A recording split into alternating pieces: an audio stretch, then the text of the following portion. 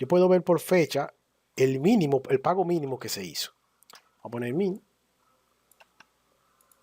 Y mira ahí da los pagos mínimos, 4.000, 3.000 y 5.500 en cada fecha. Eso es el pago mínimo. También puedo obtener el average, el averaje.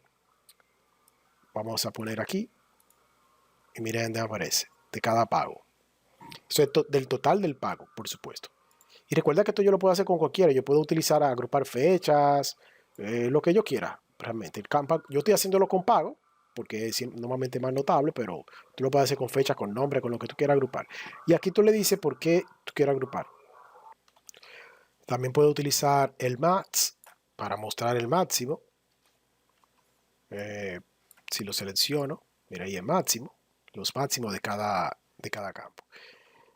También tenemos otras que podemos utilizar. Yo puedo, por ejemplo, de los cursos, vamos a utilizar top 1, y esto me va a mostrar la primera fila del curso, como ven ahí. Si yo pongo top 2, me muestra las dos primeras.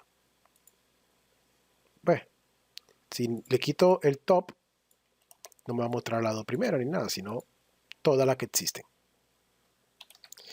Si yo lo que quiero es específicamente un campo, yo puedo poner aquí top 1, porque aquí yo tengo el asterisco y me muestra todo, pero si yo pongo nombre, solamente me va a mostrar el primer nombre. Aquí, ok, tengo, vamos a ver cómo que se llama.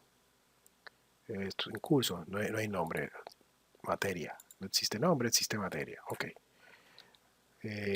Materia, entonces le ejecuto y mira ahí. Y lo mismo, si pongo un 2, me lo doy primero y así sucesivamente.